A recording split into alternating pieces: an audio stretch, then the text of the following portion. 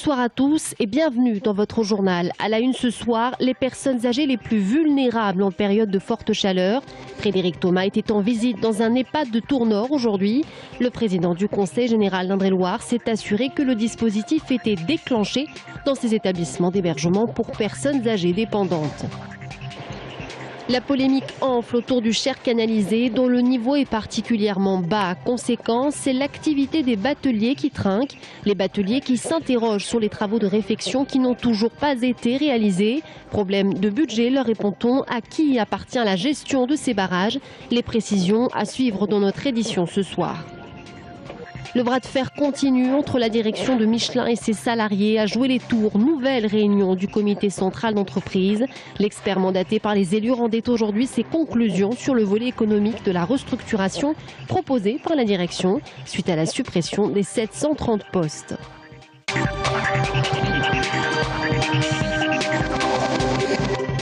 Comité central d'entreprise entre les représentants des salariés de l'usine Michelin et la direction. Une réunion qui s'est déroulée à quelques pas de l'usine de Joué-les-Tours. Objectif principal, permettre à l'expert indépendant mandaté par les syndicats de présenter les premières conclusions de son rapport.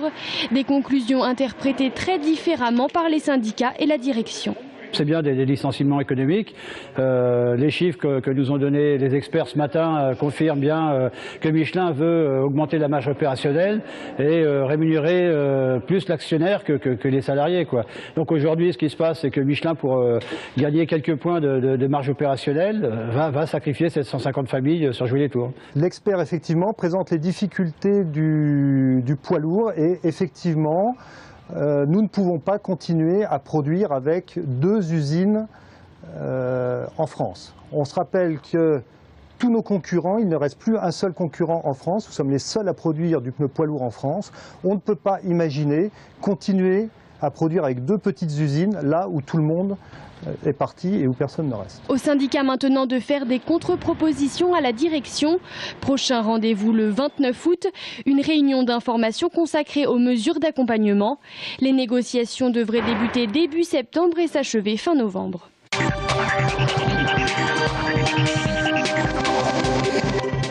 Le Cher est bas, anormalement bas en cette période où les barrages sont censés fonctionner. Problème, en amont et en aval de Chenonceau, 6 barrages ont été rendus inefficaces en octobre dernier en raison des crues, et notamment celui-ci, situé à Civray-Touraine, ce barrage qui permet la navigation autour du château de Chenonceau. Quand il n'y a pas beaucoup d'eau, il faut faire attention, supplémentaire. Et évidemment, si les barrages étaient remontés, eh bien, on aurait 1 mètre d'eau supplémentaire. Laurent Despriques a dû laisser sa gabarre à quai, plus assez de fond pour naviguer. Son grand bateau à fond plat peut encore difficilement passer le pont, mais le passage en dessous de Chenonceau n'est désormais plus possible. Il faut se contenter d'admirer le château de loin. Alors les prix ont été revus à la baisse, 7 € au lieu de 9 la balade. Donc c'est une grosse perte de chiffre d'affaires. Vous la quantifiez à combien cette perte de chiffre d'affaires? Une moyenne de 2000 € au jour, à peu près. Et ça depuis combien de temps? Depuis plus de 8 jours. Les barques du château de Chenonceau à quai. Le bateau hôtel de Chissot, saison terminée, 350 000 € de pertes. Baisse de fréquentation du côté des canoës. Une bonne partie des activités économiques autour du Cher pâtissent. Alors le ton commence à monter, visé notamment le syndicat du Cher canalisé qui gère la rivière. Le syndicat ne s'occupe depuis 9 mois, depuis que les barrages sont cassés, de rien. Ils nous ont dit dans les réunions cet hiver que le nécessaire sera fait. Nous sommes au moins 5-6 entreprises actuellement à perdre entre 30 et 100% du chiffre d'affaires. De son côté, le syndicat se défend et se dit victime de la météo, mais aussi du traditionnel problème de gestion du Cher, pas vraiment de financement et donc pas vraiment de moyens. Nous n'avons pu engager aucun travaux sur les barrages, dans la mesure où une réparation de barrage se fait avec des débits très faibles. Nous n'avons jamais eu encore ces débits, nous y arrivons actuellement. Il faut que nous ayons 2 ou 3 barrages en amont qui soient en état, parce que sur l'espace d'une journée, on bloque l'eau dans 2 barrages et on a une petite fenêtre de 2 à 3 heures pour réparer. En attendant le début de vrais travaux de consolidation des barrages, une solution temporaire a été trouvée pour le début de semaine prochaine. Des blocs de béton qui vont obstruer ici à Civray la rivière sur la moitié de sa longueur. coût 20 000 €.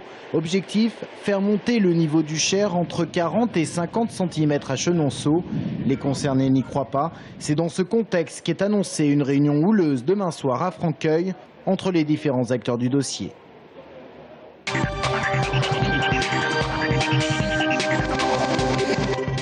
Vous êtes en forme? Est-ce que vous êtes en forme? En forme, plus ou moins. Vous n'avez pas trop chaud? Non, ça va bien. Frédéric Thomas visitait ce matin les maisons de retraite publiques d'Indre-et-Loire. À l'EHPAD La Source à Tours, il s'assurait de la prise en charge spécifique des personnes âgées en période de forte chaleur. Les dispositions depuis 2003 montrent leur efficacité puisque les établissements que nous avons visités ce matin, tout se passe très bien. Depuis la canicule de 2003, des aménagements ont été réalisés dans les maisons de retraite. Des salles communes comme ici ont été climatisées, des ventilateurs ont aussi été installés. Dans cette maison de retraite, un protocole médical a été mis en place par le médecin coordinateur. Aujourd'hui, bien connu du personnel soignant, ce protocole fixe les actions à mettre en place en cas de coup de chaud. Surveiller à ce que les volets soient fermés dès le matin de bonne heure pour les pièces exposées en plein soleil. Humidification des rideaux, mise en place de grands ventilateurs dans les étages avec un bac avec de l'eau et des glaçons de façon à envoyer dans l'air des particules fraîches. Ensuite, regrouper les résidents dans les pièces climatisées l'après-midi. Et visiblement, ces actions semblent efficaces. C'est bien tempéré. C'est bien tempéré. Non, on est bien. J'ai plutôt frais, moi, ici.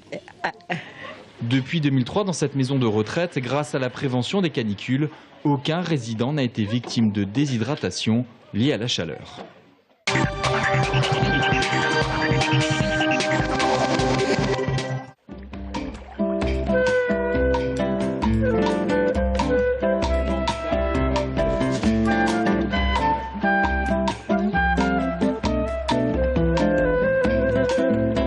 C'est une petite balade au fil de l'eau, très agréable en cette fin de journée alors qu'il fait encore très chaud. Nous avons pris place sur cette gabarre pour un apéro pas comme les autres. Il y a du rosé et de quoi manger, mais surtout en fond, la Loire et ses îles. Donc là on est à un niveau d'eau où justement on est entre deux, où ça creuse des bancs de sable mais pas encore vraiment. Donc le chenal navigable qui va se proposer à moi n'est pas encore bien défini. On ne dirait pas, mais nous sommes en pleine agglo Tourangelle, entre le pont Wilson et le pont Saint-Côme. Une balade d'1 heure avec à la barre Luc, le batelier.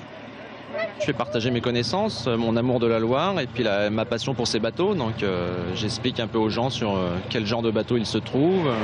Ils font des reconstitutions, on n'a pas vraiment d'exemple sous les yeux pour savoir à quoi ça ressemblait dans le passé. Mais on essaye, nous, de les refaire entièrement en bois. Ces promenades sont proposées par l'association Goutte Avant qui organise déjà de nombreuses promenades sur la Loire. Les apéros en gabarre sont une nouveauté cette année. Comptez une vingtaine d'euros par personne pour profiter du cadre, mais aussi de ces paniers gourmands composés de produits régionaux et concoctés par le restaurateur de la Guinguette. Touriste ou pas, le sentiment de découverte est bien présent. Du calme, la sérénité, la tranquillité après une journée à travailler, donc ça fait du bien. Et puis il y a l'apéro. C'est très agréable. Moi je connais absolument pas le coin, donc je trouve ça très très joli. Et puis on quitte la ville rapidement, parce que je pensais que Tours c'était une toute petite ville et j'étais étonnée que ce soit aussi grand. Donc c'est bien, c'est la campagne vite. Et ça fait 25 ans que je vis à Tours. Je longe ce fleuve, je traverse ce fleuve. Ce fleuve, c'est une partie extraordinaire de la ville. Et là, tout d'un coup, je le découvre, je suis dessus.